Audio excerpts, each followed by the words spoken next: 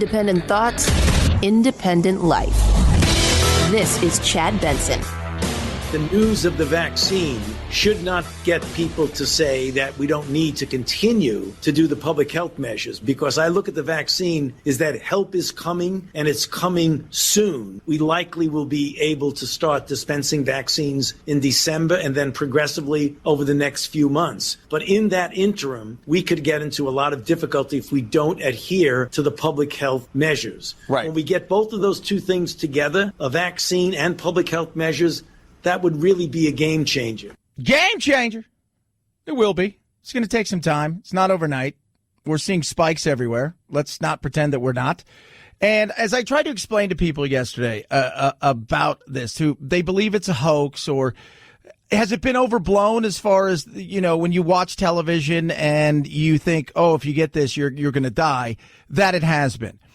But it's not about the average person. It's about the pressure on the healthcare system that we're seeing in certain places. El Paso is a perfect example where the pressure on El Paso right now in what they're trying to do to fight this thing. And if you notice, it doesn't really seem to be one place gets hit, then they get hit again, get hit again. It's like it's jumping from place to place. Places that didn't get this last year or earlier this year, as far as the first wave, or even the second wave, are starting to feel it in the third wave. It's bouncing from place to place to place.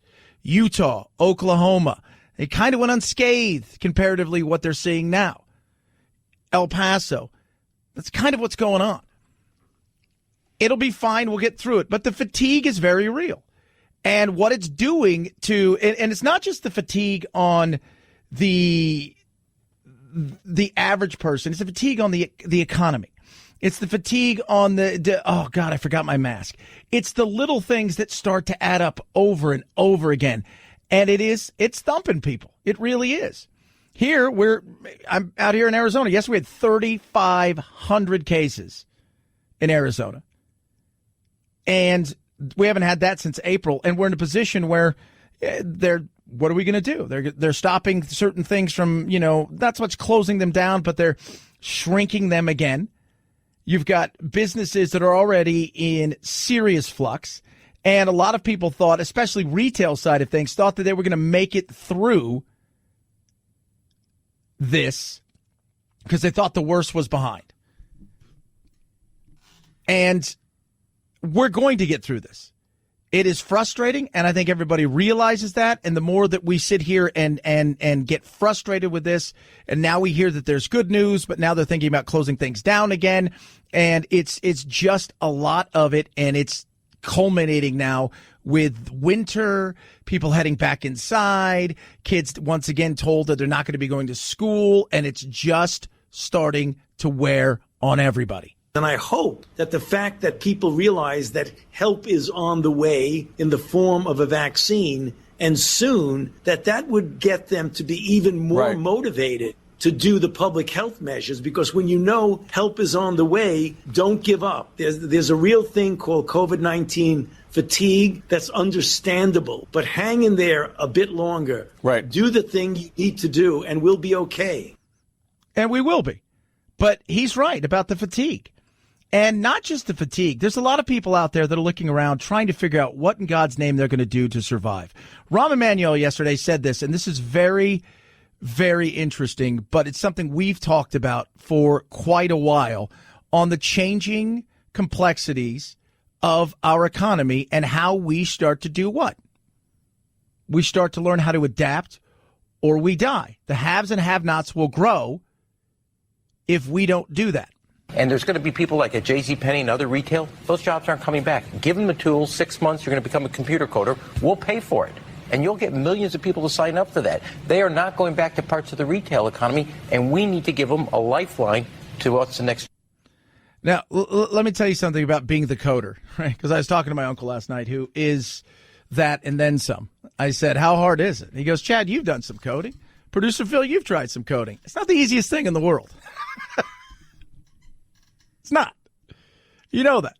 It's not like, hey, we're going to give you. There will be people that will be able to do this. There will be. But a lot of it is teaching to the strengths that individuals have That's a big thing. And why this matters is because, once again, this is the economy, stupid.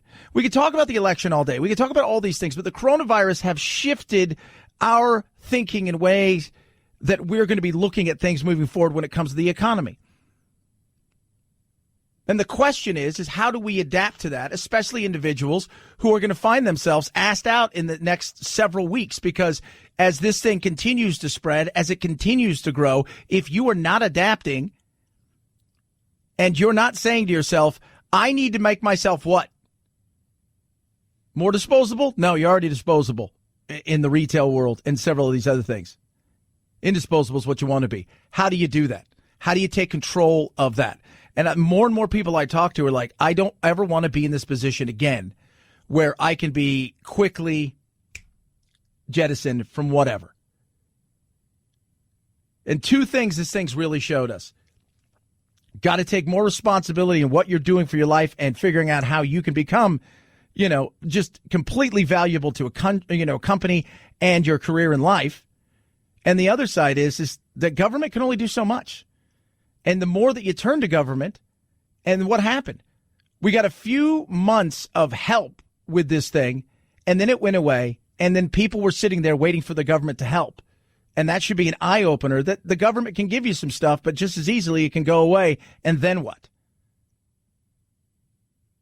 We need to start teaching for the future. We need to start adapting our entire economy in a much different way. People always talk about we want an inclusive economy. We want all of these. We want all. No, what you need to have is an economy where you teach the people strengths, and we need to be more honest about a lot of those things. The thought that you're going to take somebody who's at JCPenney's, who's 60 years old and is working a job, who really doesn't do anything with a computer, and magically you're going to turn him into a coder is insane. We need to figure this out sooner rather than later, and that's why we need to start teaching for the future and adapting for the future. And if this thing has given us anything, it's two things. You need to learn how to adapt and take more responsibility and think about where you're headed. And the second thing is government can do some, but they can't be the end all to be all. And when you rely on government solely, and so many people have, because government at times has told you you've got to shut down and not work, guess what? As easily as it came, that extra $600 a week for unemployment, it went away, and too many people I know were sitting around waiting for it to come back and hoping and praying. You don't want to be that person. 323-538-2423 at Chad Benson Show is your Twitter. Tweet, text, love hearing from all of you. Do we have a winner? Keep getting asked that every single day. Yes. Look, as far as I'm concerned, Joe Biden's won. They're going to meet on the 12th of December, the Electoral College. After they nominate, they'll go there, they'll vote. Joe Biden will be it. He'll be sworn in on the 20th. I'm not worried about the peaceful transition of power. That is going to happen. You know it and I know it. And I've, much like Jake Tapper here, who gets it right, I've talked to several of these people as well across the board in the Republican Party, people who are currently in the Senate as well as the House, and people who have worked in and around the campaign. And it's something we've been saying. Trump needs to come with this in a way where it makes him feel comfortable. He's not used to losing.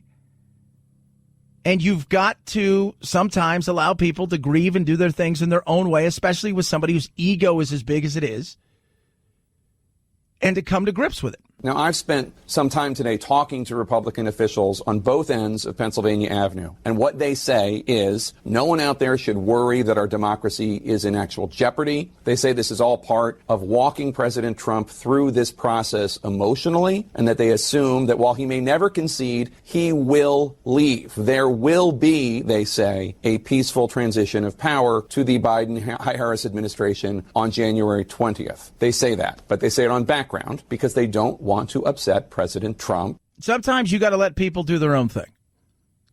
I think he will. Would I be surprised this weekend if he comes out and says, look, we tried, it didn't work, and he's going to push back. They've got lawsuits everywhere that are being dismissed and being thrown out, and it's just, there's so many different things to go into this. And one of the things is he's trying to sue in federal court for states' issues.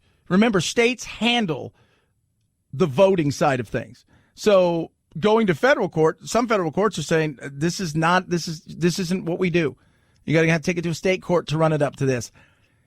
It's going to be a tough road for him to find any glimmer of hope when it comes to this thought process that he has been cheated out of everything. But if you go back 4 years and you go and see people on the left, they didn't trust the process. They thought the Russians changed the votes and that they were cheated out of stuff. That's it. Well, Hillary came out the next day. She did. Let him do his thing. You know who he is. Don't expect him to change. But I think he's dealing with the fact that you're not seeing him in front of the cameras, the fact that he's tweeting a little bit less. The reality is at this point in time, he's dealing with it. Plus, there's a fight inside of the White House. You've got Melania, Ivanka, and Jared are like, look, it's over. You need to deal with this. And the other side of it is you've got, the boys, Don Jr. and Eric are saying, no, let's keep going forward. Let him deal with it. There will be a peaceful transition of power. I am not worried about that at all. 323-538-2423 at Chad Benson Show. Twitter, tweet at us, text the program. Happy Veterans Day to everybody out there who's serving or who served. A big shout out to my late uncle. Thank you for your sacrifice. I think, we get all too often caught up in all kinds of things, but we get is people like that who serve on a day-to-day basis and many who paid the ultimate price, that we can sit here and have these discussions and we can argue amongst ourselves and we have the freedoms that we have because of veterans. Text the program. Love hearing from all of you. Raycon, best earbuds around.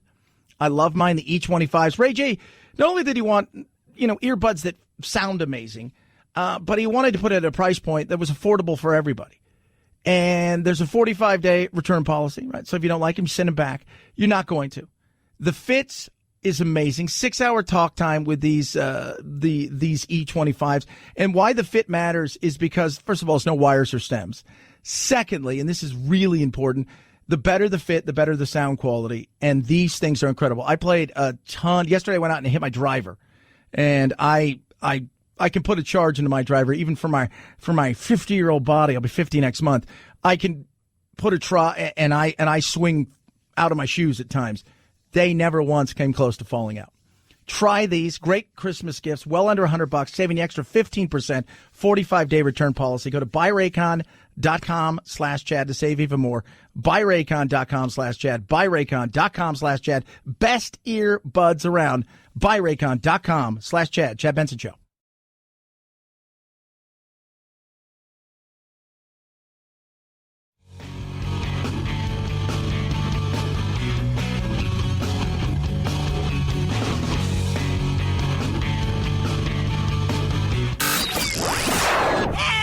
I can't take it anymore! Well, get over it. It's time to forge a new path with your very own political cartographer, Chad.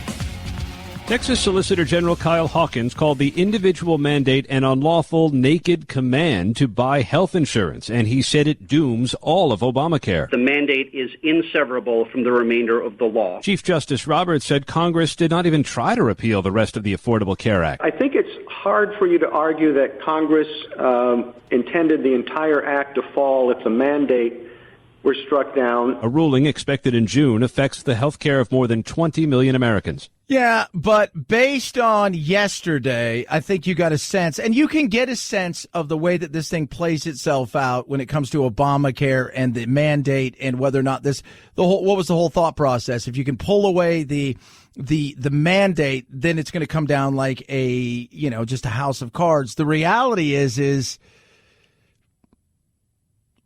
really based on the questioning, and I was listening to some of it in the car because I'm a nerd. You can tell by the questioning that this thing isn't going to fall, that they're not really going to do anything about it. And people are, of course, looking over. You had a 6-3 majority when it comes to conservative justices, and this is what's going to happen. Barry, Coney Barrett, she had her first hearing So much of her confirmation focused on health care. In this case, the Democrats in the Senate were warning that she would be the death to Obamacare, that she had previously criticized John Roberts over his interpretation of the law. And she was all of those things. Even though she said in her hearing she wouldn't be hostile to the Affordable Care Act, clearly she signaled that she doesn't think the mandate is constitutional. And she also suggested that it's not severable. She said if Congress wanted to sever the mandate, they could have done that, and they didn't do it. Which is true. They could have done a lot of things that they didn't do. And that's been the frustration for a lot of, for me, I look at this over and over, and I said yesterday, this thing was always written as as a law rather than a bill that was going to help you supposedly get closer to your insurance provider. I mean, not your insurance, but your healthcare provider. And the reality is it's a law. And then people come out and say, well, no, it's the Republicans' fault because they didn't want to do anything on healthcare. And then when they had a chance to do stuff, they failed. A lot of that is true. But we have a situation here. We have so many rules, so many regs, so much crap in between. I'm fortunate. So we have like a catastrophic, but I also have like this a service where I pay a monthly fee to a doctor who does not at all take insurance. And then you go in and you see him. And I'm fortunate because if I want to go see him, I call him up. And I'm blessed to be able to do something like this. And I can go see him. And I can go, and like sometimes I'll go there and he and I will talk for an hour. Just talk. No, 99.9% of people don't have that. And you're not going to get that no matter what we do healthcare wise for everybody. But I also pay a premium for it. And I tell you guys, we need to get better at this. There's got to be a better way. But this also shows you, though, how important the court system is.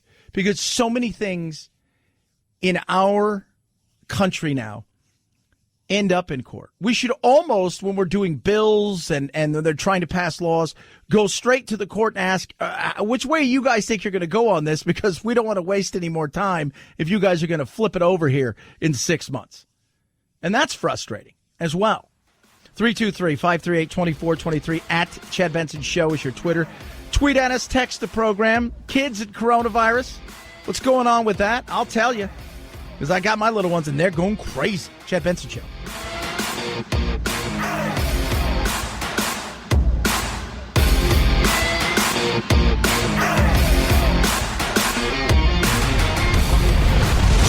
The Chad Benson Show.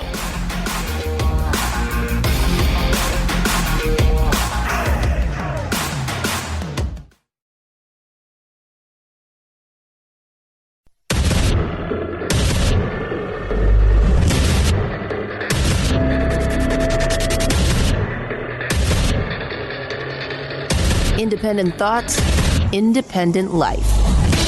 This is Chad Benson. Hong Kong's pro-democracy lawmakers announced they will resign en masse in defiance of a move today by the city's government to disqualify 4 pro-democracy legislators. The expulsion came after Beijing passed a resolution allowing the local government to disqualify politicians considered unpatriotic. Critics say Beijing is reneging on the one country, two systems framework, which is still meant to be in place until 2047.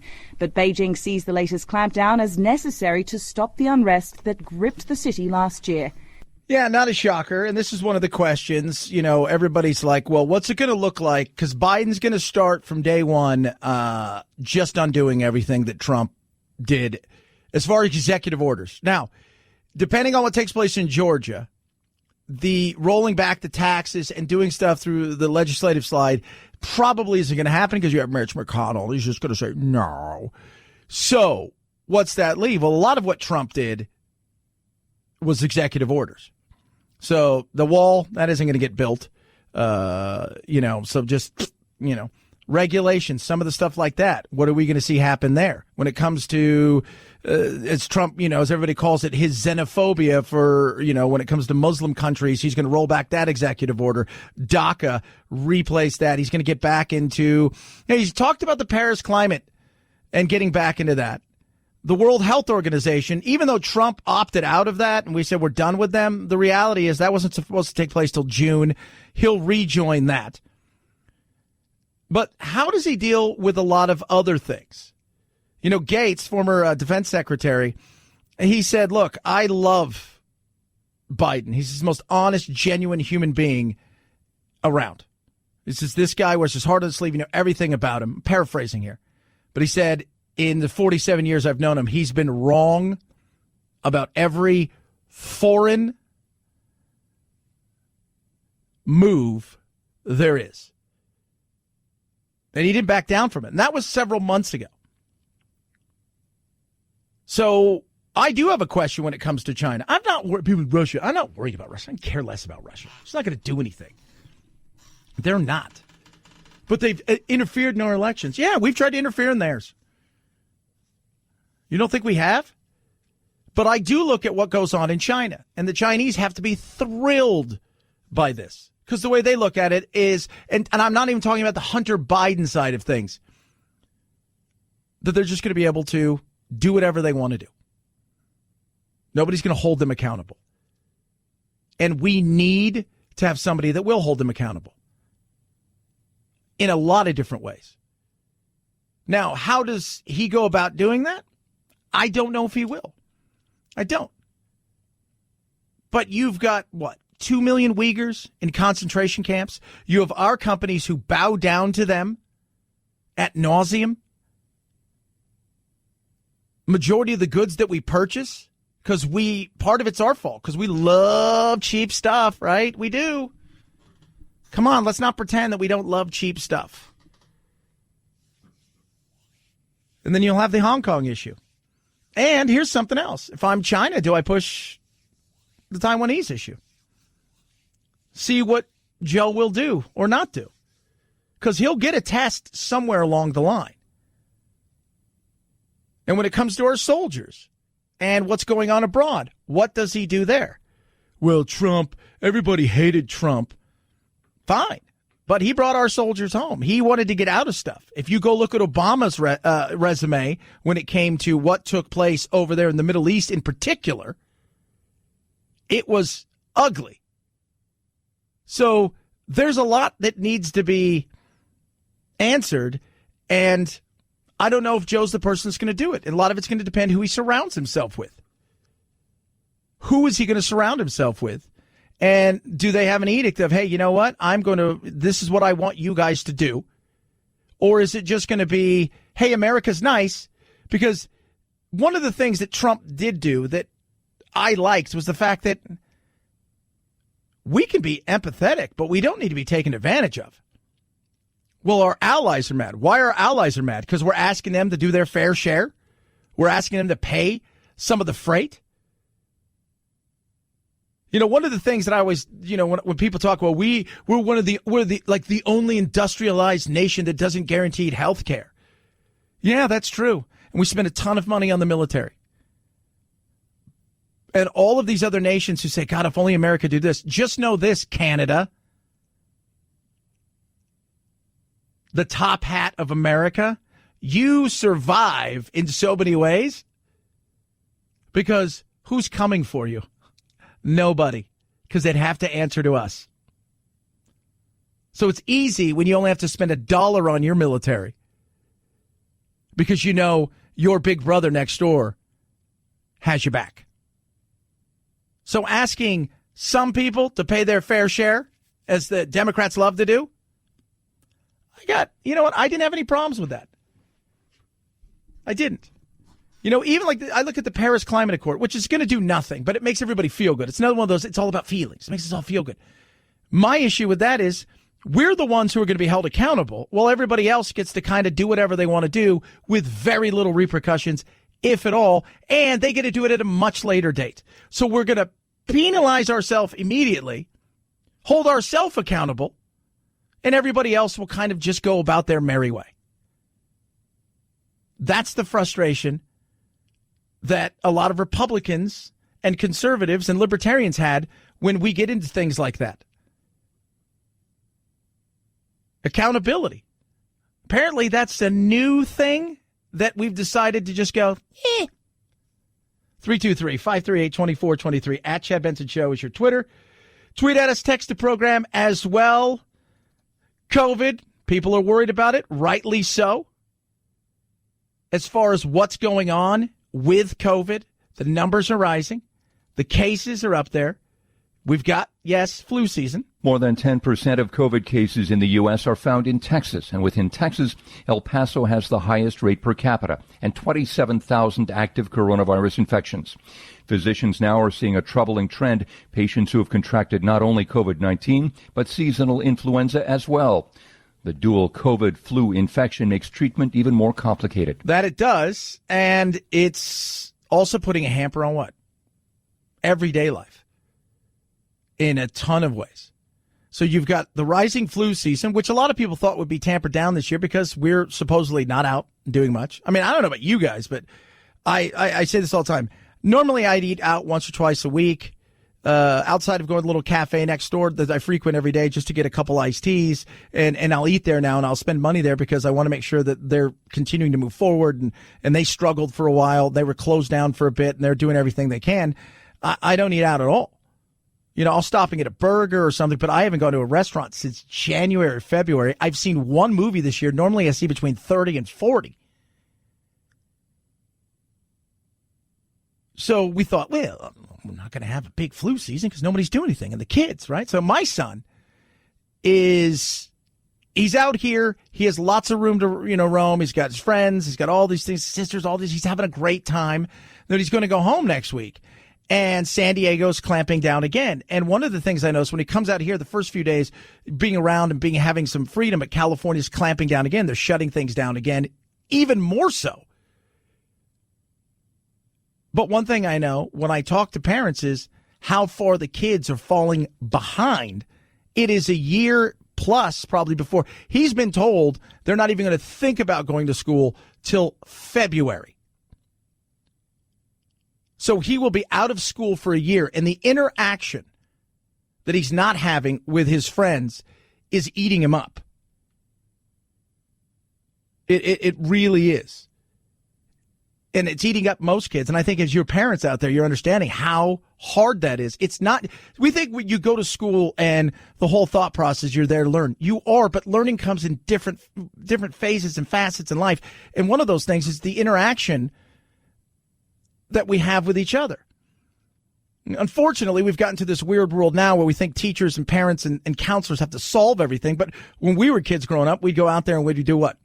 We would learn how to interact with each other. We learn how to problem solve. We learn how to do all of those things. That's why we have new math, because old math wasn't broken, but we took away critical thinking for children and allowed them to fix their own issues. And we try how to fix everything. But kids are falling behind on the education side as well. Children have a lack of socialization, and also just the general anxiety can cause a psychological regression where children forget basic skills. We're also seeing this in older adults. Yeah. And it's true. And it's funny because we have, and the older adults think, for me, when I was just doing voiceovers full time, I wouldn't see people sometimes all day because I'm kind of a loner dude anyway. So I'd stay at home and I do my voiceovers and watch my gun smoke and I go work out. But there would be days where outside of going to get something to eat in my old place where I lived, where I didn't have a kitchen, it was just a casita. And I wouldn't see people and talk to them till like noon. And it was like the only person I talked to was the person at Del Taco or a restaurant. And that gets a little weird after a while. Psychologically, it does something to you. And for kids, I'm seeing it. I think many of you out there feel the same thing. You see the struggle that kids are going through. And for my son, he's not played sports. He's 10. He hasn't played sports. I think he played a game last May or April, and then California shut down, and he's done a couple private lessons in like July. But outside of that, there's no sports. And he was on travel basketball. He was on football, like 2 football teams, and he's done nothing in about 9 months. And that's not good. That is not good. 323-538-2423 at Chad Benson Show is your Twitter. Tweet at us, text the program. Love hearing from all of you. Car Shield, great holiday gifts. So we are going to be traveling. We're doing a lot of stuff during the holiday season. For a lot of us now, we're driving everywhere. The fear of the check engine light coming on and what it might do is huge. So you look at something like Car Shield, right? You don't have a warranty. Your car's, maybe 8 years old, and but you love your car. You don't want another payment, especially in today's climate. So what do? You got to figure out, how do I protect myself with cover repairs? That's where Car Shield comes in. 24/7 roadside assistance, a rental car for free while your car's in the shop. You choose that shop right there, and what happens? They get them paid directly. You pay a small deductible. It doesn't matter where it is. Let's say you drive to grandma's house and it's 200 miles away and your car breaks down. You can choose a shop there. They get them paid directly. That is how simple it is. Call 800-CAR-6000. Use code Benson to save 10%. When you do that, tell them exactly what it is you're looking for. Are you worried about the engine, the transmission? Are you worried about the electronics in your car? They have a plan that's right for you. Plans start as low as $99 a month. 800-CAR-6000. Promo code Benson to save 10%. Or carshield.com. Carshield.com. Promo code Benson saves you 10%. A deductible may apply. Chad Benson Show.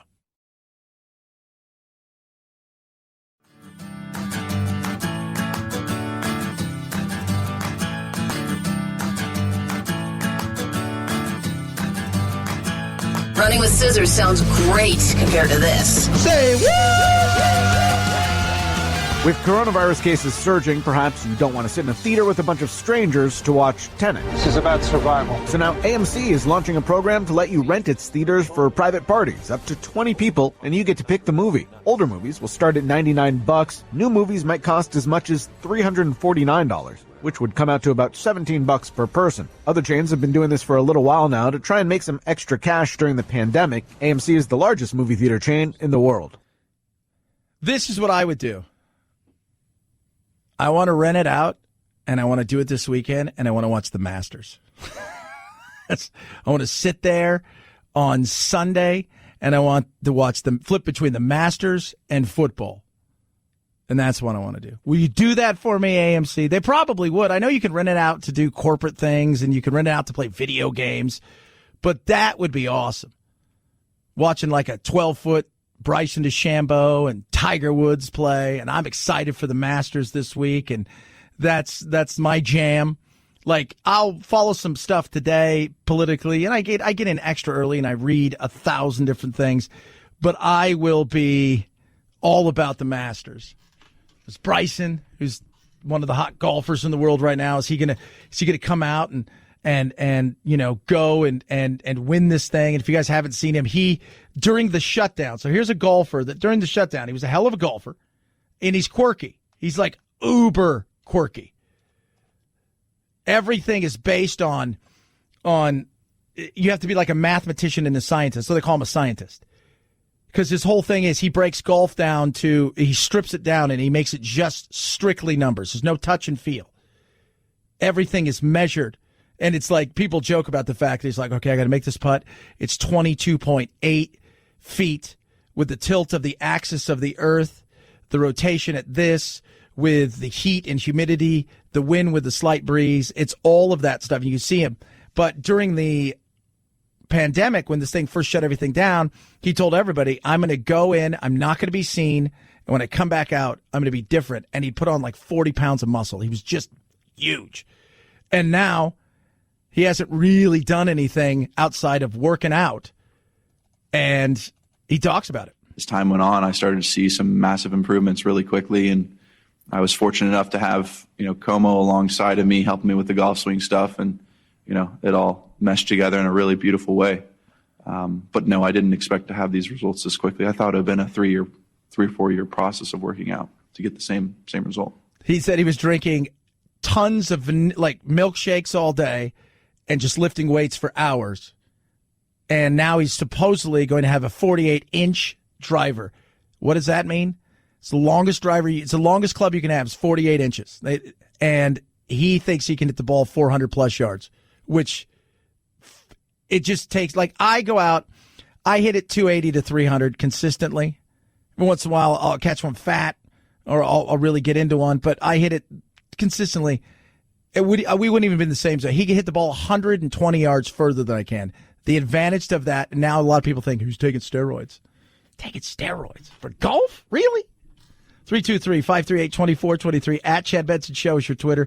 Tweet at us and text the program. Loved hearing from you. Again, when it comes to the election, we're going to get through this. Understand that is going to happen. There are going to be some court cases. How real are they or aren't they? Probably the only case, and it's not fraud, it's a legitimate legal case, is whether the state Supreme Court in Pennsylvania overruled the state legislature in a way that was unconstitutional by allowing votes to arrive after Election Day and be counted. Now, that's a very steep hill to climb up, but it is a legitimate court case. And I've asked two legal scholars, and they say that's one. And the other one, the Michigan thing is interesting because it's the machines and not whether or not it's fraud, but are the machines busted and can they make mistakes? And they can make mistakes either way.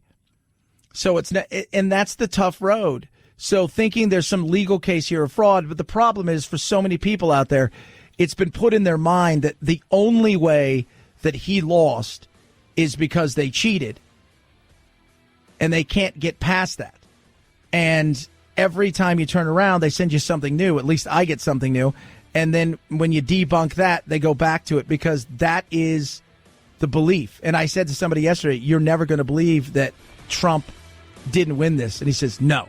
I said, well, we can't have a conversation because you've started out with this and you're not going to budge from it no matter what evidence you see.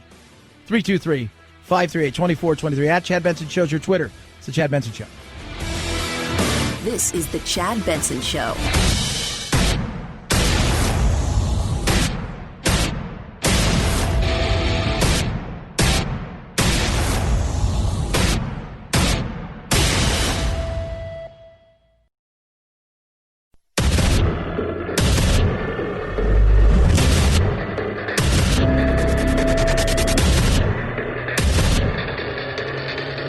Independent thoughts, independent life. This is Chad Benson. We are already beginning the transition. We're well underway.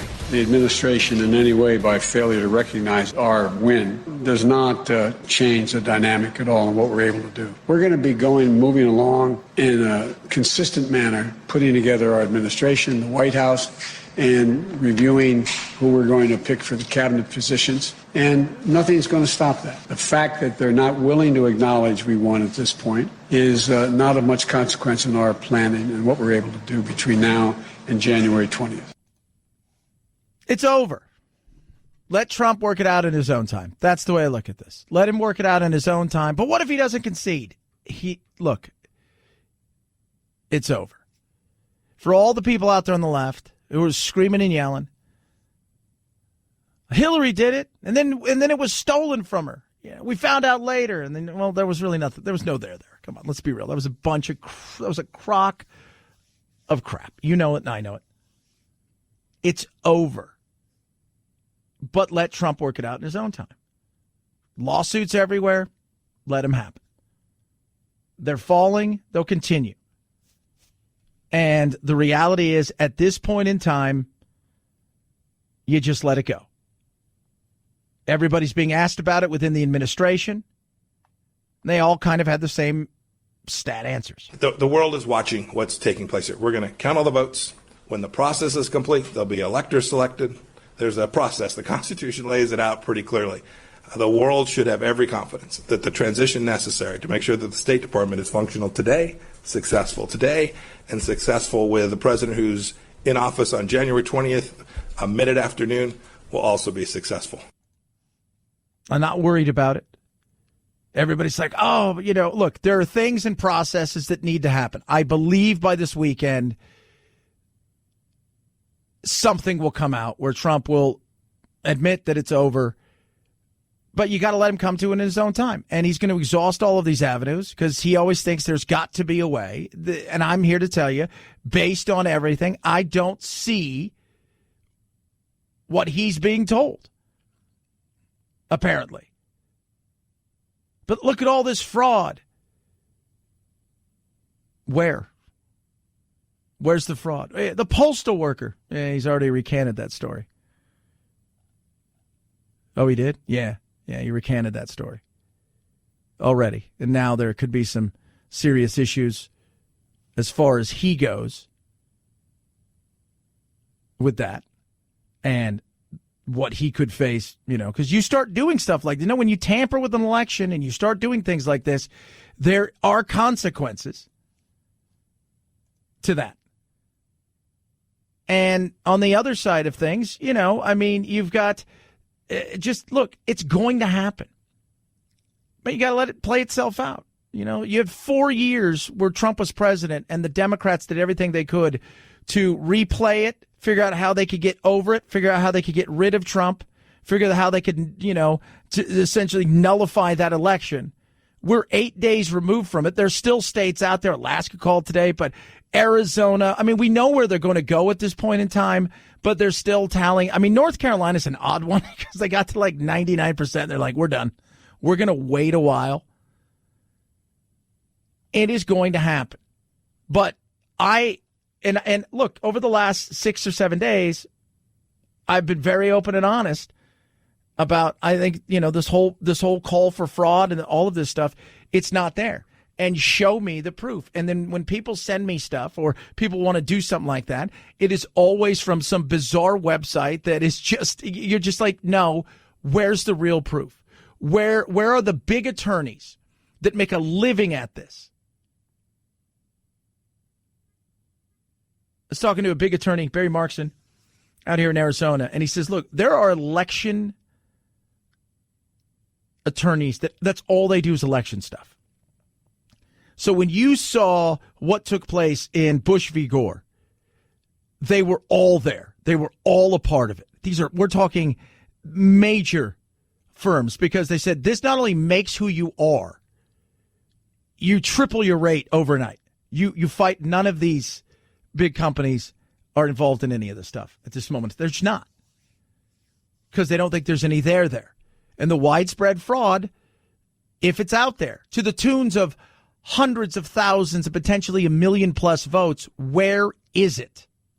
You believe there's widespread voter fraud, that the reports that we're getting from Pennsylvania, from Michigan, showing vote totals in massive leads or significant leads with 99% reporting are going to be overturned, and that the United States failed to conduct a fraudulent free election? I'm getting calls from all across the world. These people are watching our election. They understand that we have a legal process. They understand that this takes time, right? It took us 37 plus days in an election back in 2000, conducted a successful transition then. I'm very confident that we will count, and we must count every legal vote. We must make sure that any vote that wasn't lawful ought not be counted. That dilutes your vote if it's done improperly. Got to get that right. When we get it right, we'll get it right.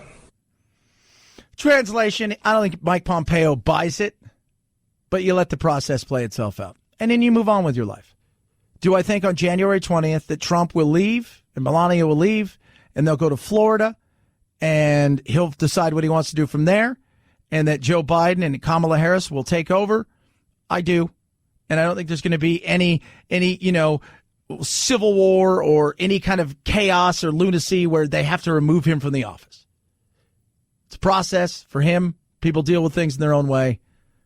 We move on, because everybody else, we got stuff that we got to do. We got to start living our lives again. And we got to start looking around and saying, what is going on right now that is top of mind for people? And that's coronavirus. Whether you believe it's real or you don't believe it's real, the reality is at this point in time, it's affecting. 8% of El Paso is affected with the coronavirus. They're having to bring, now this right here, it should make you go, oh my God. They're bringing in morgues for the bodies. The numbers are rising, but we do have good news when it comes to a vaccine. And when is that going to get here for the average person? You and I. Are we going to get it tomorrow? No.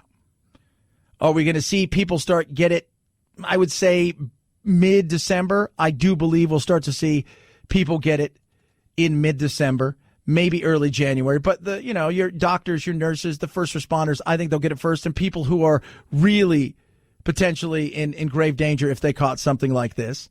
But it's going to happen. As the clinical trials for the various coronavirus vaccines are wrapping up, the drug maker out the gate first says it will work with local governments to move the drug across the U.S. Drug maker Pfizer says that seniors who are more at risk and first responders like doctors and nurses will get the drug before anyone else. As they should. It's that simple. As they should. And then we'll get it. And it'll be... Look, the distribution side will probably at times a nightmare. At first, it'll start under Trump, and then, President Biden, who's now president-elect.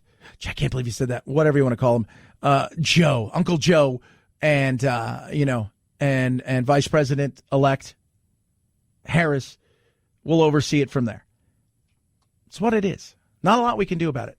We just have to figure how do we get through this fourth quarter when we have got the economy that took off like a rocket ship in the third quarter, now is potentially stalling in the fourth quarter.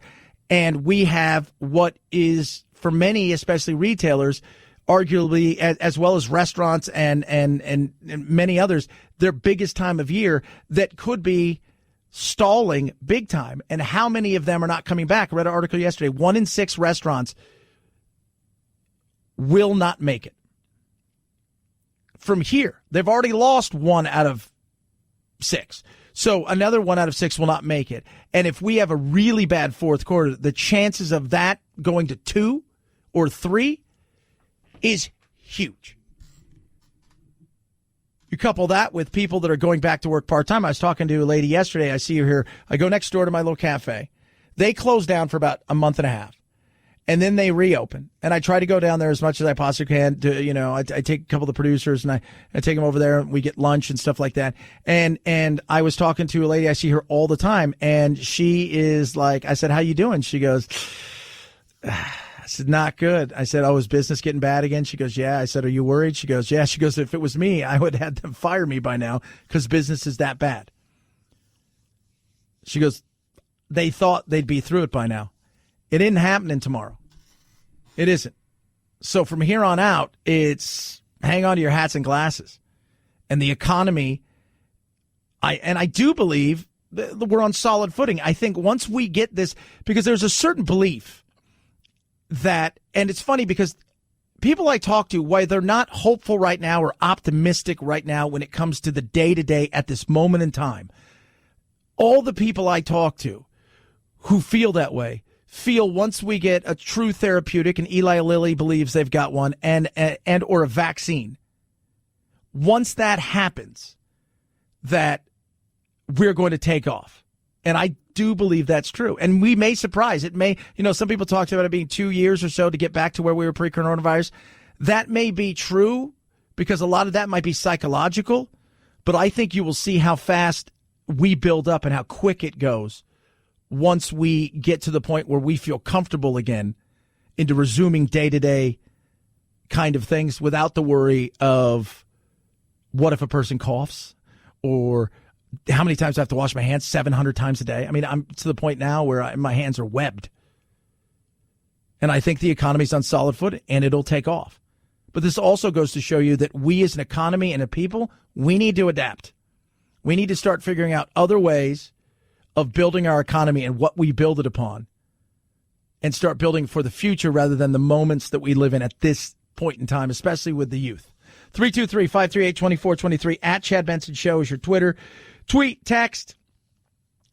So I like giving you deals, and I also like taking a little pressure off you. And that's why I want you to go and celebrate HelloFresh's Black Friday savings. It's the #1 meal kit in America, HelloFresh. Simple recipes, fresh ingredients, directly sourced from the growers, sent contact-free to your door. You got all kinds of different things you could choose from low-calorie, vegetarian, or family-friendly options. And the thing about it that's great is simple recipes. So there's no meal planning you have to worry about. You say, we're going to do this, and you follow the directions. And by the way, if you hate directions, they got pictures. Makes it that simple. You can get the food on your table in as little as 20 minutes. You can skip the store altogether for most of the things. You're going to save huge on groceries and food waste, 40% on groceries And the portion sizes are so perfect, you're going to cut down about 25% on food waste. Saving time, saving money, more time for you, more time to enjoy the holidays, less stress. Now, on top of all of those things, I'm going to give you even bigger savings than I normally do. Go to HelloFresh.com. Use code Benson90. Code Benson90. $90 off, including free shipping during HelloFresh's Black Friday sale. Limited time offer. HelloFresh.com. Code Benson90 for $90 off. HelloFresh.com. Code Benson90. Chad Benson Show.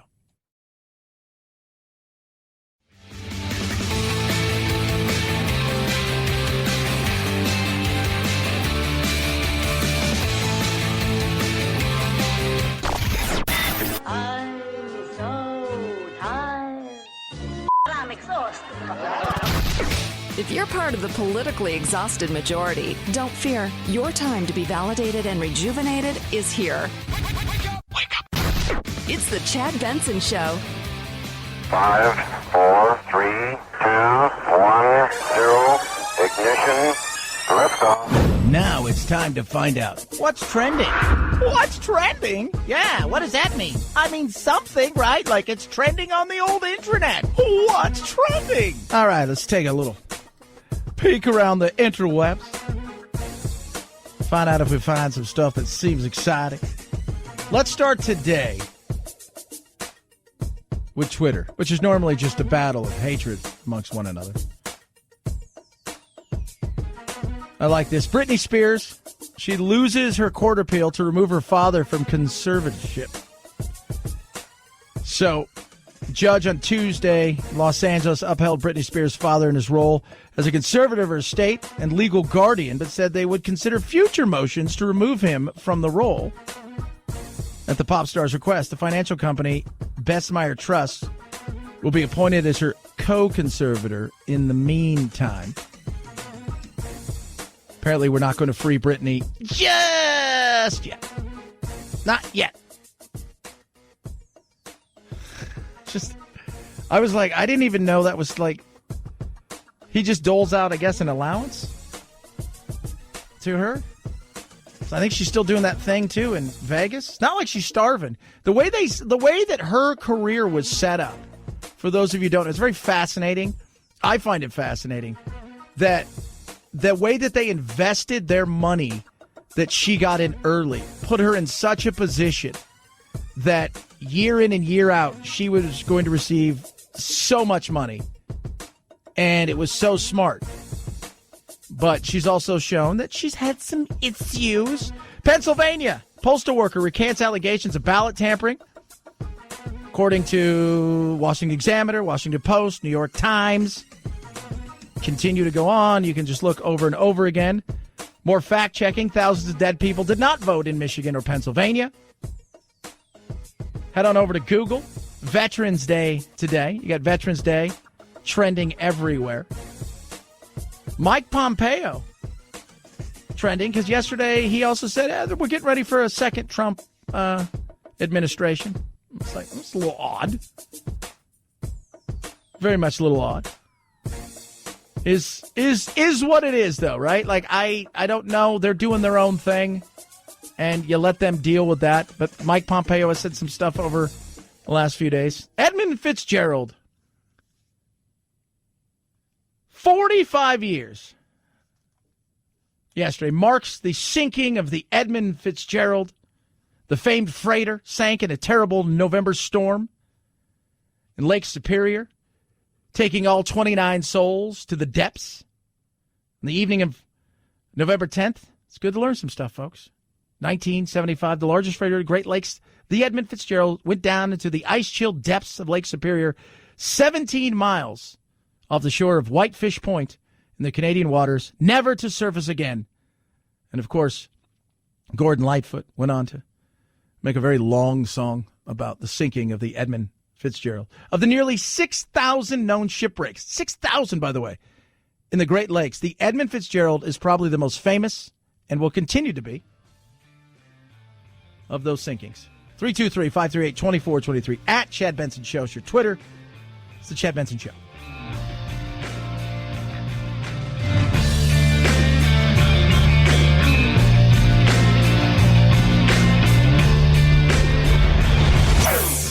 Chad Benson Show.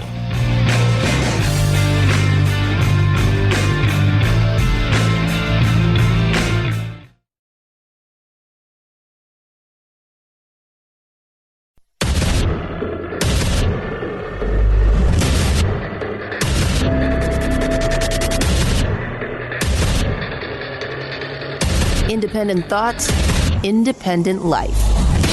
This is Chad Benson. Lake it is said, never gives up her dead when the skies of November turn blue. That's producer Anthony's like, I hate that song. It's Gordon Lightfoot, The Seeking of the Edmund Fitzgerald, 45 years ago. Yesterday, the 729-foot freighter went to the bottom of Lake Superior. And I was just saying to Anthony, he's like, and to Phil, I'm like, hey guys, like, who in God's name's like, I got a great idea. I'm going to come up with a song about a freighter that goes to the bottom of the, and I'm going to make it 7 minutes so it's easy airtime. Oh my Lord. That is crazy. Isn't it nuts? I think 6,000, that shows you how big Lake Superior is. 6,000 ships have sunk to the bottom of Lake Superior. Crazy. But a 7-minute song about that, Gordon Lightfoot, I'm going to give a hard pass on that. President-elect Joe Biden or not really president? Not. Are we going to get a not my president from a bunch of people? I feel like we're going to be at that. I saw Bridget Fetzi, who we've had on the show numerous times. She tweeted out, are we at the point where we can officially call him at not my president? And I think we're there for a lot of people. He was asked about Republicans. How do you expect to work with Republicans if they won't even acknowledge you as president-elect? They will. They will. Thank you all so very much. And they will. And some are. Some are over this and decide, hey, look, at this time, it's let's just move forward and let's get past this. Charlie Baker talked about that, Republican. Stalling an orderly transition process, especially at a time like this, is equally unacceptable. Yeah, and it's just time for us to, but let the court cases play themselves out. But the question becomes, at this moment in time, what's going to go on with both parties? And there's always a postmortem. You go and what worked, what didn't work. For the Republicans, this was clearly a rejection of the personality attitude of Donald Trump. He still got 72 million votes. Think about that for a second. The emotion of which he brings to the table and how people sell out for him and sell out against him caused Joe Biden, not a particularly strong candidate, no, but caused him to get the most votes in history. Trump's down by about 3-4 million votes. When all is said and done, he'll probably be down about 4.5 million votes. He got the second most votes in history. So soak that up for a second. So both sides are going to do it. We touched yesterday is Trump has a lot of different paths. He can go over here and just say, I'm done. I'm going to Mar-a-Lago. I'm hanging out. I'm going to, chase a bunch of women around and hit golf balls and count some money and just try to sell some properties and keep some stuff and try to keep the brand going. But I'm not going to participate in this kind of public life anymore where I'm tweeting 24/7 and really at the political, zenith that he's at. And he could do that. He could. He could say, I'm going to be around politics and I'm going to keep myself relevant and I'm going to continue to do what I do and I'm going to make a run in 2024. He could go another direction where becomes a media guy, starts a media company, competes with Fox and CNN, all the cable head, networks, and, maybe joins forces with one of them and stays relevant, but also stays the kingmaker in the political world.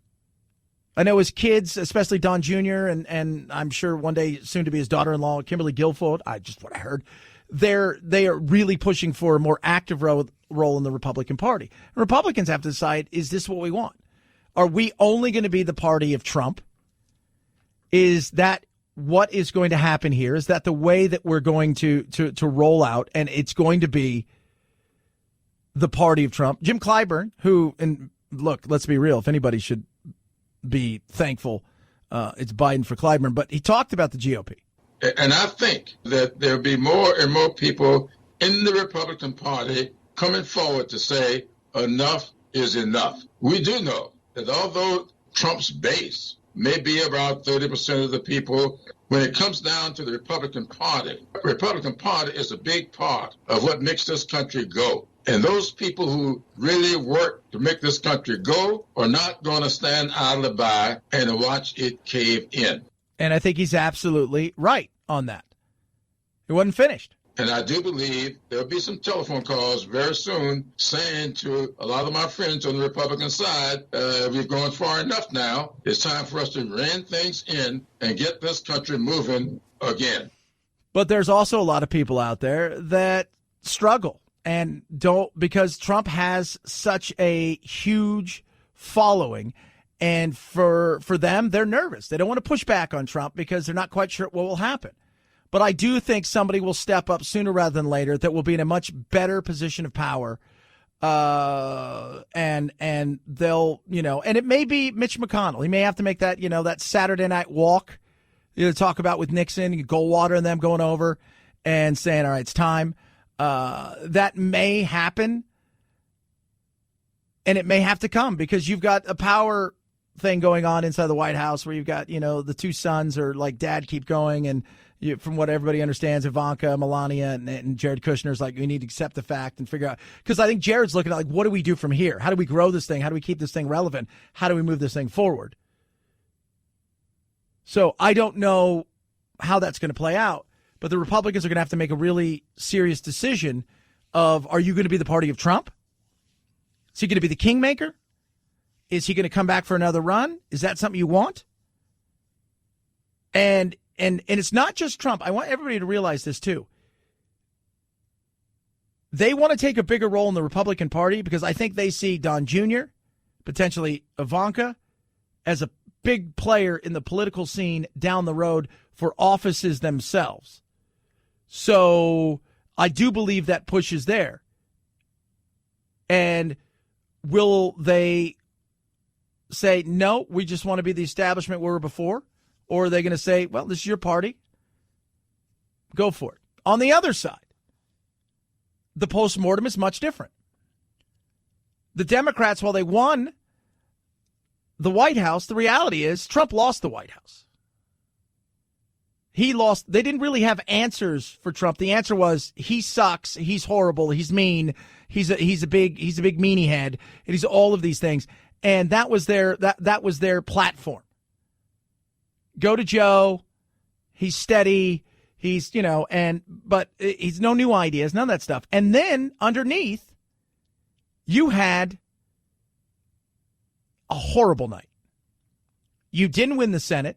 You have 2 Senate seats that are running, in Georgia that will be run off in January. They win one of those. They kept the Senate. You kept the House, but it wasn't good. And the fight now is between the uber progressives and the centrist moderate Democrats. And all of a sudden, you still have, though, these uber progressives that are out there saying, let's move forward with these ideas or else, Joe. Now that Joe Biden has won the election, how do you plan to ensure that this administration is as progressive as you and people who support you would want it to be? We're going to hold Joe accountable for the ideas that he has projected and fought for during the campaign. As you know, Ali, we had a series of task forces working on major issues. And I know absolutely that Joe will stand by the recommendations of those task forces. So they want to go progressive.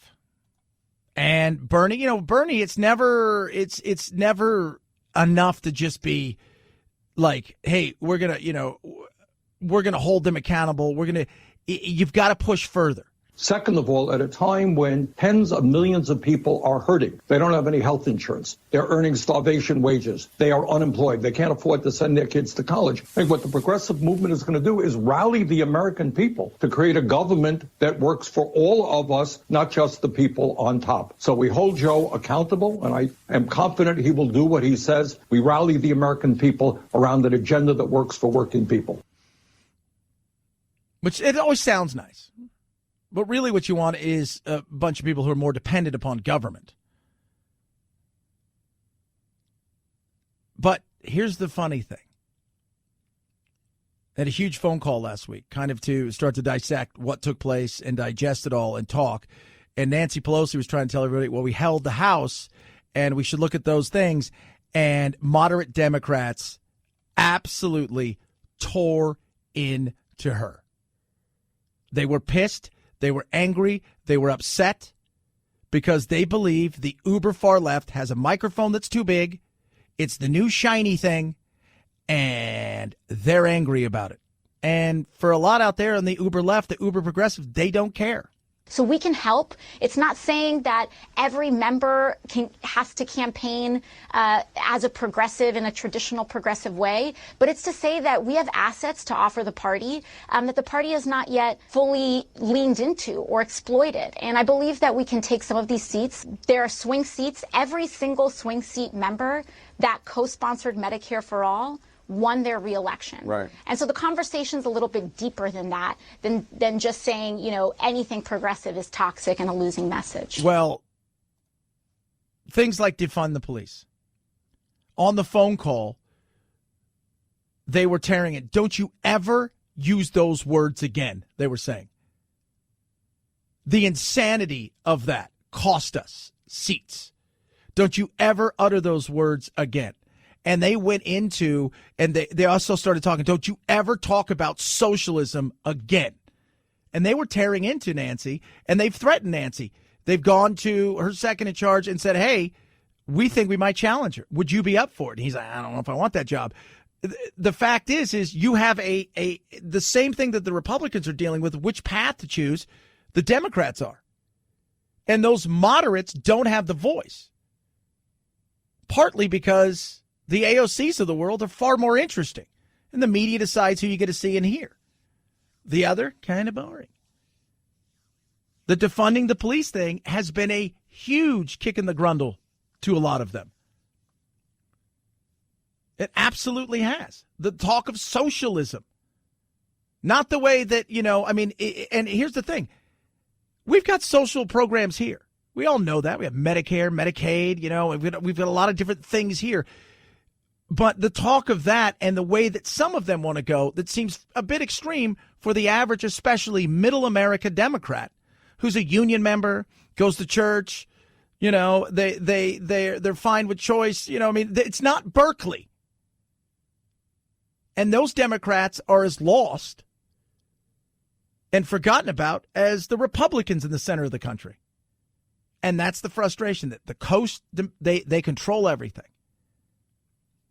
They have some issues that they're going to have to come up and run with in the coming days and weeks as they look back, because there's still a few races out there. But they thought they would be picking up seats all over the place in the House, and they thought they'd be picking up seats in the Senate, and it hasn't happened. And remember, that 2018 election that ended up being really good for the blue side of it, those were mostly moderate Democrats that picked up all of those seats. 323-538-2423 at Chad Benson Show is your Twitter. Tweet at us. Text the program. Do love hearing from all of you. Rough Greens. I'm calling it the Doodle Challenge. Now, Doodle's my dog. About 7-8 months ago, really turned the beginning of this year, we didn't know what we were going to do with him because his hips were really bad.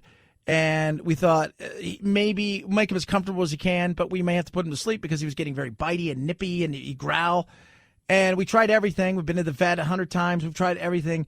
We tried Rough Greens, which is not a dog food. It's a supplement. It's got vegetables, vitamins, minerals, omega-3, 6, 9, probiotics, all of these things. And they said, try it and just put it on top of it. 7 months in, he's a new dog. He runs around. He plays with the other dogs and the puppies. He does things that he's never done before since we've had him. And it's because of Rough Greens. Now, here's the thing. They're giving you the opportunity to get a bag for free. All you have to do is go to roughgreens.com/Chad. It's a free bag. You pay for shipping and handling. That's it. $30 value. It's yours for free. The Doodle Challenge. You do it. See if your dogs love it like my dogs do. I swear by it. So does Doodle. That's why I call it the Doodle Challenge.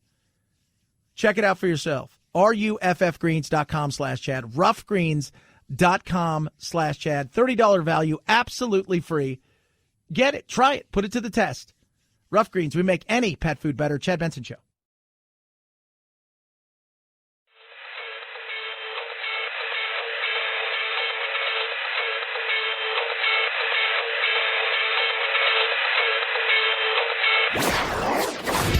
Don't let the Washington Beltway strangle you.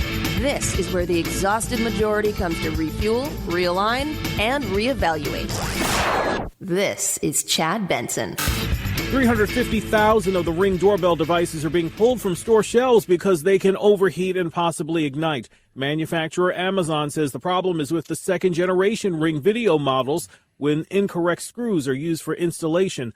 The devices were sold online and in stores from June to October this year and have a blue ring on the front in either black and silver or black and bronze in color.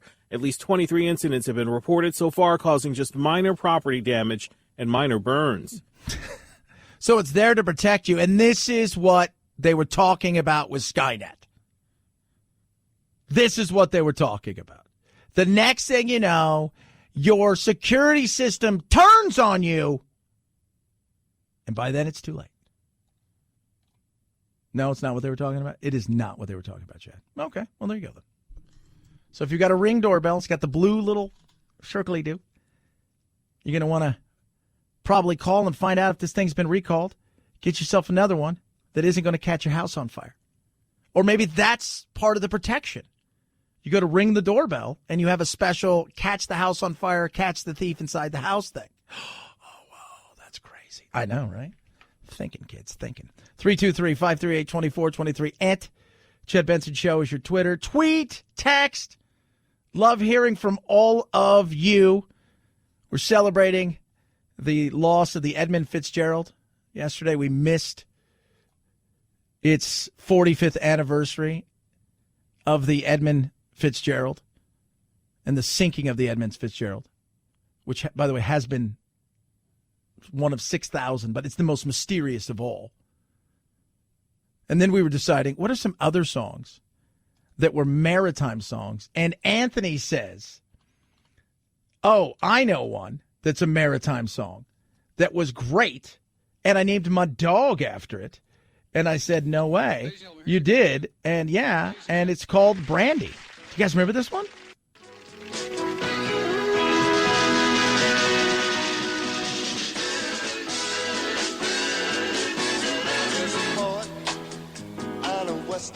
And you guys are sitting there right now going, oh my God, I love this song.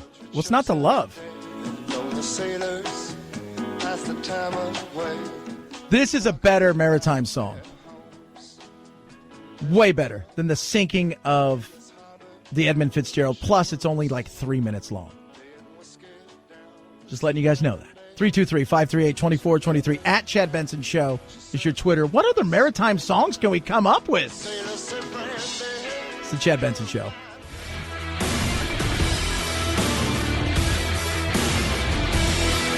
This is the Chad Benson Show.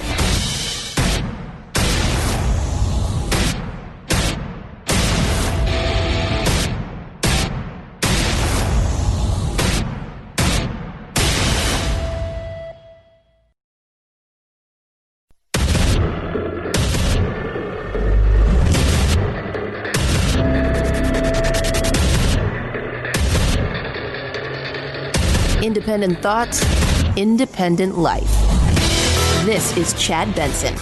The news of the vaccine should not get people to say that we don't need to continue to do the public health measures, because I look at the vaccine is that help is coming and it's coming soon. We likely will be able to start dispensing vaccines in December and then progressively over the next few months. But in that interim, we could get into a lot of difficulty if we don't adhere to the public health measures. Right. When we get both of those two things together, a vaccine and public health measures, that would really be a game changer. Now, the question is, and we spoke to Alex Stone yesterday, I did, from ABC News, and he and I were chatting about the public health measures, because you see what's going on in California and you see what's going on in Texas. And by the way, for those of you who don't know, in Texas, where mobile morgues and field hospitals have been brought into El Paso, the state has become the first to surpass 1 million COVID-19 infections, according to Johns Hopkins University. If Texas were its own country, it would be in the top 10 countries around the world for cases, and California isn't far behind. It's just shy of 1 million cases and 18,000 deaths from COVID-19, with a population of 40 million. And here's something interesting. You juxtapose the two. So Texas has been more lax, California more stringent. They're now cracking down in places like Placerville and San Diego County and several other counties that have been, let's just say, as open as they have been, it's been more stringent than most places across the country. And now they're coming down hard, and it doesn't seem to be slowing down the spread of the virus. Now, I want to preface this. It's not the end of the world if you catch this thing. The media has overplayed at times the death rate of this. Yes, the numbers, when you look at them, nobody wants to see 250 or 239,000 deaths. But the numbers as far as mortality rate, they're going down where the cases are going up. At the beginning of this, it was an unknown, and then it was great. You know, we call it what? It's panic porn. Oh, my God, you got this. It's like, what are you going to do? I don't know. You're going to have to quarantine, and eventually you'll die. It's the way they made it seem. And it isn't that. But it doesn't mean we poo-poo it and say, it's a hoax, because there's too much of that crap out there.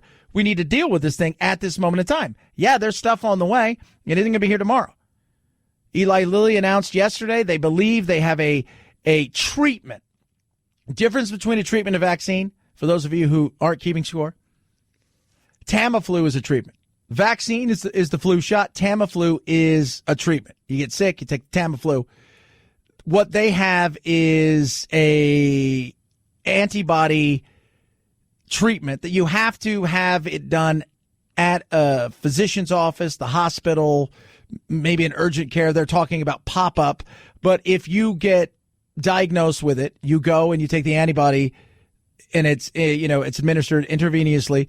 And what it's supposed to do is cut down on the symptoms, mitigate those. In many cases, people that were in a position to get extremely ill, while they may still be sick and showing signs, the chances of them going to the hospital are dropped dramatically. And for other people, if you tend to it rather quickly, essentially you overcome it rather fast. That's great. The vaccine still a ways away, but it will get here. And then there's the worry of, like, first of all, how are they going to distribute it? That's that thought process is going on already, which is a good thought process. As the clinical trials for the various coronavirus vaccines are wrapping up, the drug maker out the gate first says it will work with local governments to move the drug across the U.S. Drug maker Pfizer says that seniors who are more at risk and first responders like doctors and nurses will get the drug before anyone else. As they should, which is great. But it's interesting stuff about this thing, too. This thing needs a specific way for it to be kept, which I found to be fascinating. We're talking about negative 94 degrees Fahrenheit. So we really need some deep freezers which can keep these vaccines protected so they stay potent. Yeah. 94. That's chilly. But it's coming, and that's great. It's great for a lot of things. First of all, for the health of the people in our country, for the psychological aspects as well for the people in our great country. And then for the economic side, as we head into this fourth quarter, over the last several weeks. The people I've talked to, their shift from the coronavirus, as well as the shift in the election, went from how is this going to affect us economically? So you saw a slowing first quarter, a horrific second quarter, a bounce back in the third quarter, but a lot of people thought we'd continue that. And at this moment in time, it doesn't seem to be that way. Seeing more and more restrictions across the country. And this is the time of the year when you make hay. It's the holiday season, Hanukkah, Christmas. You've got all of this stuff happening. People go spend big. They run up their credit cards. It injects what? Money into the economy, which creates jobs. And at this point in time, the fear is that this fourth quarter is going to end up being a wash. And for a lot of companies, that could signal the absolute end for them. They're talking about 1 in 6 what's left of restaurants being done, which is incredible. One of my favorite places that I love to go get food at, they're closed. They're done. They said they couldn't handle it. And I've seen it like this, and this is very interesting. So I used to go over there and get they sell, pizza by the slice. And I go over there and I think there's about 8 or 10 little shops in this little commercial. Only one thing's left. It's Panera Bread at the end. Everything else is gone. Everything else is gone. And it's shocking to see how fast. That's where people's minds are at this moment in time. The election is going to do election things. There's not a lot you're going to be able to do. They're going to fight it out in court. I think we all recognize that nothing's going to come of it, but they're going to do all they can. They're going to focus as much as they can on trying to make a case somewhere about fraud if they think they can. And they know in their hearts it's not going to happen. Probably the only case, and it's not fraud, it's a legitimate legal case, is whether the state Supreme Court in Pennsylvania overruled the state legislature in a way that was unconstitutional by allowing votes to arrive after Election Day and be counted. Now, that's a very steep hill to climb up, but it is a legitimate court case. It is. And look, some of this that's going on, there's some legitimacy to it in the way that we've handled some of this with the mail-in ballots, what should and shouldn't be counted, the post-date, and Trump is trying to sue in federal courts. And in many cases, these are states' issues because the states themselves handle it. So there's a lot of different things that they're looking at here. And anytime that we can make our system better, that's good for everybody. That is. So do I call him President-elect Biden and people get mad at me. I'm just like, look, I'm not an idiot. If I was to ask you today who you putting your money on as far as these court cases go and whether or not Biden will be president on the 20th of this January, who are you putting your money on? Are you betting your house? Well, what do you want to bet? Let me ask you this question. What makes you feel uncomfortable? We'll go from there. What makes you feel uncomfortable? The reality is he's going to exhaust all of these things that he possibly can, but at the end of the day, there isn't a way forward, and he's going to have to come to the realization that he's going to have to, at some point, and I hope for the betterment of the country, for his legacy. The tumultuous, crazy, chaotic legacy that he, at least at this point in time, is leaving behind, that had a lot of good in there, that he says, it's over, it's done, I recognize it. You call, you congratulate Biden, you wish him luck, and you show up on the 20th, you shake hands, and you leave, and then you decide what you want to do from there. Will he do that? I couldn't tell you. Should he do that? Yes. Does he have every right to challenge and to go to courts? 100%. Doesn't mean anything's going to change.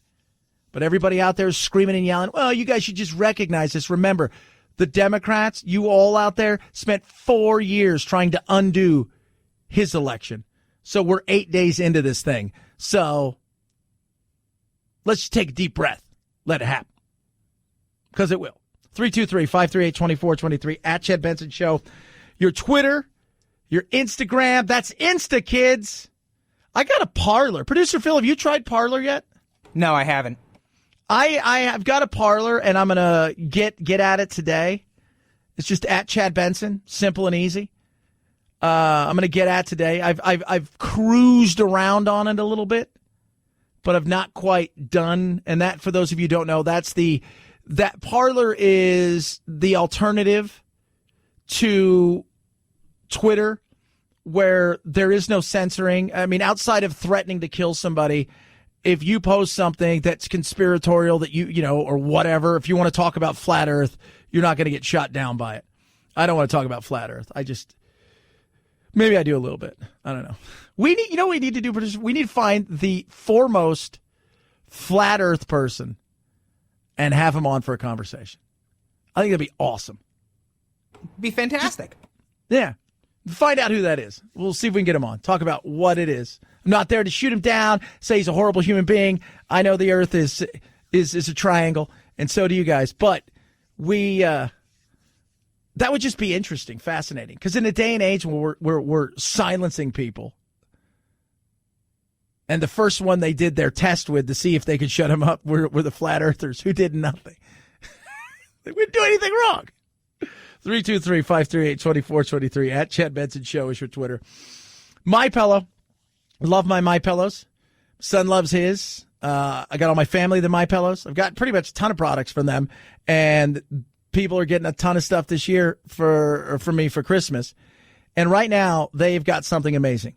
Normally, it's $69.98. Now only $29.98. King-size pillows, $5 more. It's a MyPillow sale. Made in the USA. Will never go flat when you sleep. Buy now. And Mike Lindell is going to extend the 60-day money-back guarantee to March 1st.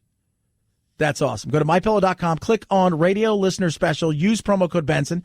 You're going to find all these incredible offers there, as well as deep discounts on all the products, and the Giza Dream Sheets, the mattress toppers, and more.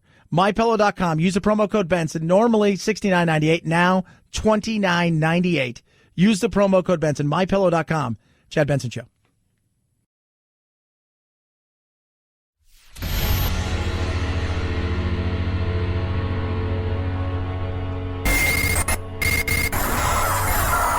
No fake outrage here, just the real thing. The Chad Benson Show.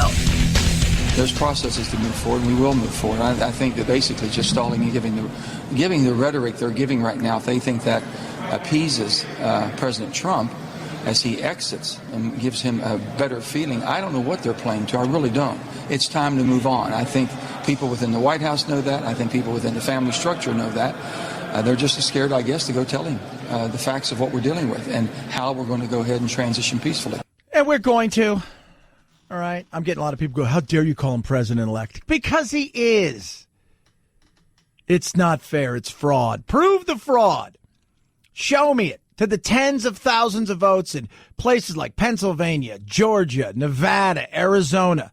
We're waiting on 180 votes in Arizona that are being challenged, and not because they thought there was fraud. A good portion of them apparently were people filled them out wrong, meaning that they may have marked down Biden and Trump. I mean, there's just no there. And that was Joe Manchin, who, by the way, while a Democrat, is a great friend of the Republicans. Came out yesterday. He's like, I'm not for stacking the court. I'm not going to vote for D.C. or Puerto Rico. I'll listen to what they have to say to become a state. And that's a big win right there. And there's a lot of other moderates who are like, yeah, I don't think so. I don't think that's the way we're going to move this thing. But it's just amazing. You just say, you call him President-elect Biden? How dare you? What do you mean, how dare I? You just don't believe it because the proof's in front of your face. Show me. Don't send me to some weird website with two people broadcasting from their basement. Show me the tens of thousands. You had the guy who's a Republican running the election in Pennsylvania saying there's nothing here. Deep state. I asked some guy yesterday, just totally all over what a jerk I am for not seeing any of this stuff. And I said, we have the court system that we're going to go through. We'll let that hammer it out. And he's like, I don't trust the courts either. I'm like, so wait a minute. You trust none of it. But this goes to show you. In 2016, it was the exact opposite. The Republicans trusted the process. The Democrats didn't. If your person doesn't win, you don't trust the process. You have to go back, I think, to 2004, where a majority of the people in the 60s plus range from independents, Republicans, and Democrats that said this was a fair election. But even at that point, there's still 30+% who believe that it's not fair. That seed of this is nothing new. We get it in our sports. How many times have you watched a game, right? And for me, it's soccer. Manchester United gets all the breaks. Manchester United gets all the calls against him. Here in basketball, LeBron gets all the calls for him. Jordan gets all the calls for it. Those are Jordan rules. If it's your team, you feel it's fair. If it's the other team, you feel that you've been jobbed. They've robbed us. Get over it. Time to move forward. There's a lot to take out of it that is really good if you're a Republican looking forward. It's time to get moving. And I think a majority of them are like, yeah, let's do it. 323-538-2423 at Chad Benson Show is your Twitter. Tweet, text. Love hearing from you, kids. Chad Benson Show.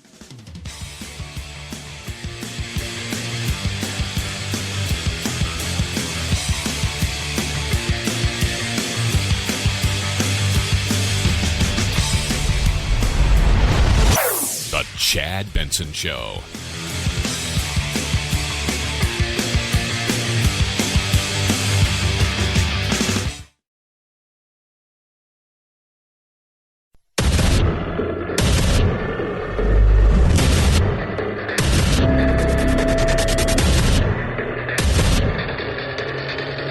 Independent thoughts, independent life.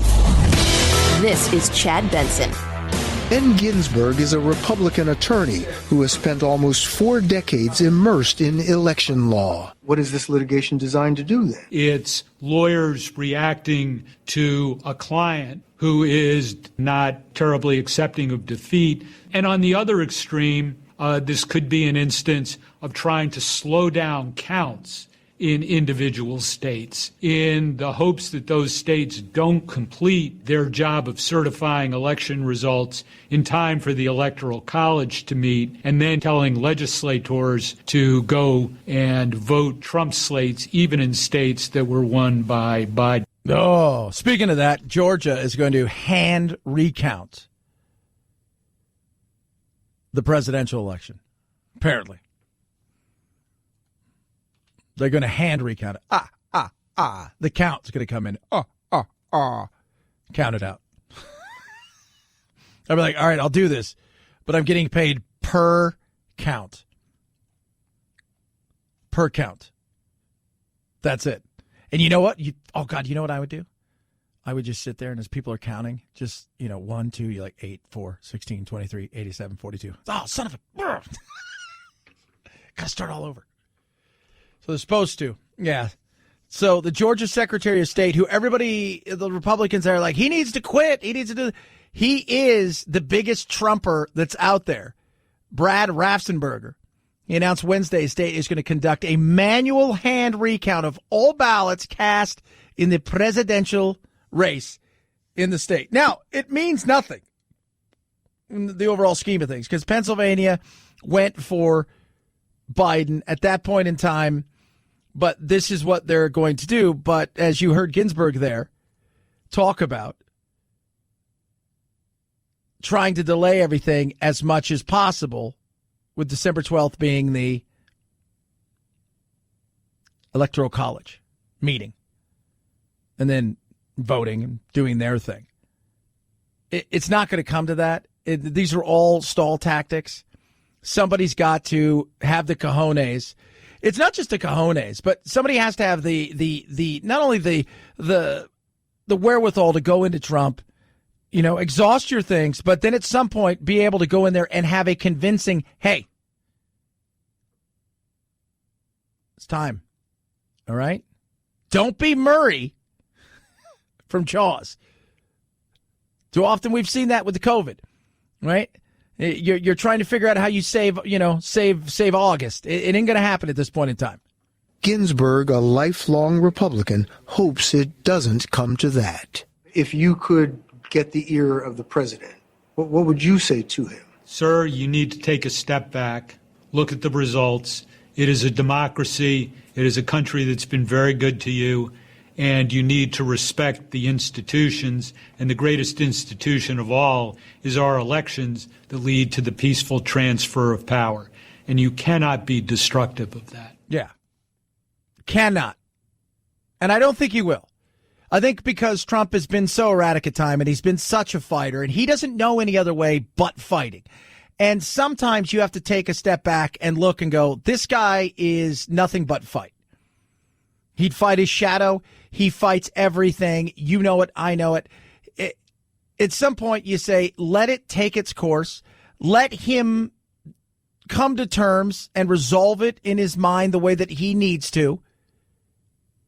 And then at that point in time, we're going to see a different Trump, I think.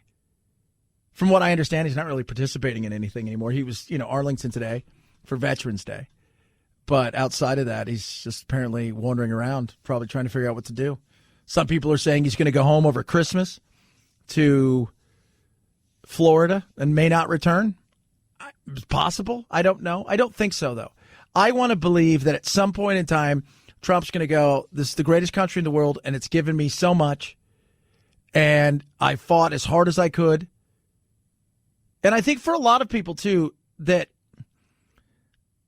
and I want everybody to take off the I hate Trump for a second. And it's hard because so many people have built their identity in that. Trump feels like he let a lot of people down. Trump feels like he disappointed 72 million people. That's a hard pill for him to swallow, for anybody, especially for a guy whose ego is that big. We often forget that every one of these people who's a politician is a human being first. We all too often look at them only in the good and the bad light, and we don't realize that underneath there's a human being. They've got the same issues that, we have. They have the same thoughts. They have the same doubts. I know a lot of politicians, and trust me, you get away from the persona you see, and you find out that they're kind of the exact same. In many cases, you go, I can't believe this person got elected. But he's embarrassed. He's hurt. He's pissed. He's angry. Let him grieve, right? He's going through the steps. He's going through the steps right now. 323-538-2423. At Chad Benson Show is your Twitter. Tweet at us. Text the program. Love hearing from all of you. Coronavirus still everywhere. Touched on this a little bit earlier because I think it's important to talk about what's going on, in particular when it comes to kids. Me going through it right now. My son's getting ready to go home this weekend. He's been out here for 3 weeks. But to see his phases of things that he's fighting with psychologically, he's a 10-year-old. And it is a huge, huge issue right now. Children have a lack of socialization, and also just the general anxiety can cause a psychological regression where children forget basic skills. We're also seeing this in older adults. And that's very real. Like with my son, he's a social dude. Like that's a huge part. And school, we look at, like college, right? Part of the college experience is what? Is the experience. For most, it's your first time where you've lived outside the home. You're going there. You're having the opportunity to set your own boundaries, to learn, to spread your wings, to be independent. It's the same thing. To me, it's as important in the elementary, middle school, and high school level as you start to give kids their opportunities to find their identities and grow with those things. And it's been a tough time for so many kids. They're falling behind in it's a lost year for a lot of them. They've already, we got an email last month that said they will not be going back, my son's school, until at least February. That will be almost a year of him not being in school. It's a social thing as much as it is education. Education-wise, he's doing okay. And we're fortunate. We spent a lot of time with him. I spent a lot of time working with him. He's got all the things he needs, and he's in his school was much more prepared than several other schools I've seen when it comes to this. They were way more prepared, and so it hasn't been that much of a falling behind. He's had a few issues, as has a ton of kids. One of my best friends in the world, her kid he gets B's, C's, and A's. He's got all F's right now. And he's struggling. And I hit him up on the phone yesterday. And I said, dude, what are you doing? And but it's not just he can't do the work. It's the social side. He's having a real tough time. And I think we've really struggled in understanding how important it is. And one of the other things is right now we have to teach kids new math. It's all about, critical thinking and all of these things. And part of that is because we've taken away their ways in life of which they deal with things. The things that now the critical thinking and the problem solving you used to do in the playground has all been taken away from you. So anytime you had problems now, when we were kids, you dealt with the problems. Now, parents and teachers and everybody else deals with those problems. So you have to teach some sort of critical thinking and problem solving in school, which is becoming hard. And every parent who's teaching a kid at home right now, trying to go through new math, which is, I didn't know old math was broken. But apparently old math doesn't work. 2 + 2 is 4. Hold on. But, and then you have to walk through all of these things. It's crazy. But we cannot underestimate the fact that this is doing some damage and setting kids back big time. And my son is a perfect example of a kid who was super active, who is now not very active. He comes out here, and it takes him a week to get back into the flow of things where he can run around, he can ride his bike, and do all these things, where he's in California, he can't do any of those things really. Here he's kind of got a free-for-all where we live, and it's tough. I tell you what, it is tough. It is tough. And when, he's with his mom, he just struggles tremendously because he spends his entire life now in his room or in the backyard. Not a lot of other places to go. Grandma, grandpas, uncles, but outside of that, and no friends. And missing sports that he played every day, massive. Now you multiply that by 50 million kids, tough. 323-538-2423 at Chad Benson Show is your Twitter. Tweet at us. AMAC, Association Mature American Citizens, fastest growing over 50 organization in the country. I want you to join. They're out there fighting on your behalf to make sure the Constitution is upheld. Getting rid of your Second Amendment, your First Amendment, none of that stuff even comes close to happening. They fight for common sense immigration reform, keeping Medicare and Social Security solvent. On top of that, they offer amazing benefits, retail, restaurant, hotel, travel discounts, you name it.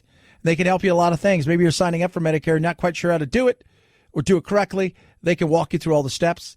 You can join. It's pennies a day. It is.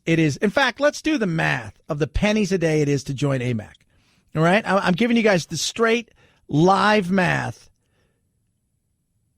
19 cents a day. So you do the math. 19 cents a day to join. Join right now. Go to amac.us/Chad. amac.us/Chad. Great organization.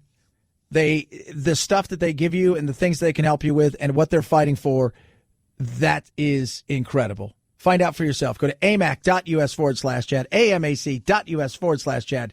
Chad Benson Show.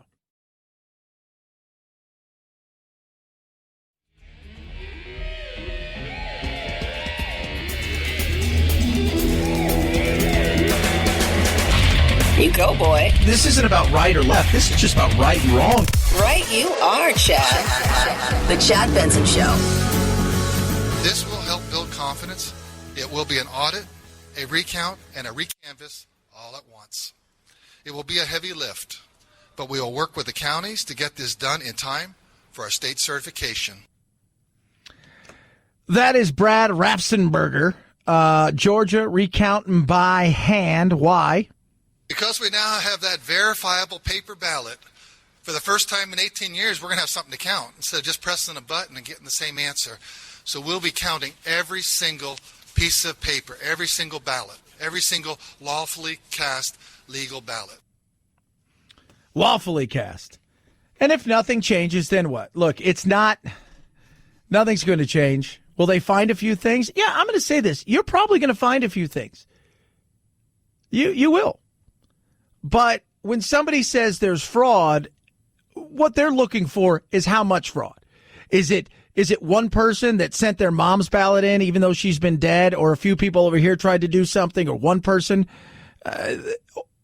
The mass fraud that President Trump would like to see is 20,000 votes were changed. You show me that. You show me that kind of fraud, I will. I'll redline the hell out of that. That's all we're going to talk about for a day. We will tear that up. And if a Republican or a Democrat has done that, then we go hard at it, because that's what we do. But I'm wearing a shirt today that we put together. We're going to put this on the website. And it shows brain on facts. It's really cool. Super powered. And over here it says brain on feelings. And a lot of what's going on right now is emotion and feelings. People are frustrated, upset. Trump's upset and he's frustrated. He's pissed. He's angry. He's all of those things. He's bitching. He's whining. He's moaning. By the way, I said that yesterday. Hillary, bitch, whine, moan. Somebody said, you're the most misogynistic person. I'm like, do you know everybody? It's not the answer he was thinking he was hoping for. Would you say that about a man? Oh, yeah, I would. And I do. But this is what this is all about right now. This is emotions. You can recount it. Are you going to have a difference of 14,000, which it currently sits at right now in Georgia? Normally, when there is a recount, you pick up anywhere between like 150 and about 300. We'll see. 323-538-2423 at Chad Benson Show is your Twitter. Tweet at us, text the program. Do love hearing from every single one of you. How good is Chick-fil-A? A Georgia woman faces charges after police say she posed as a federal agent and demanded free food from employees at a local Chick-fil-A. Kimberly Ragsdale, 47, of Dallas was arrested and charged with impersonating a public officer after employees dialed 911 following her latest attempt to score a complimentary meal. Authorities said Ragsdale kept up the ruse even as she was being arrested, at one point pretending to talk into a radio supposedly hidden under her shirt and urging the FBI to send someone to her aid. She also claimed her credentials were electronic only when officers asked to see identification. If you saw her, this is one of those things where it goes through people's minds, because if you see a picture of this lady, I'm just not buying your FBI, ma'am. I'm not trying to be. I'm going to make a snap judgment here. I'm going to say no. I'm going to give a hard no.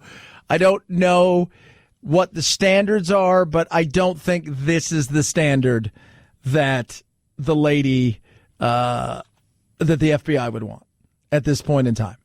You're probably a little bit big, if you will. It's exactly what they're looking for. Needless to say, she did not pull it off. But I love the effort, right? Like, you have to love the effort.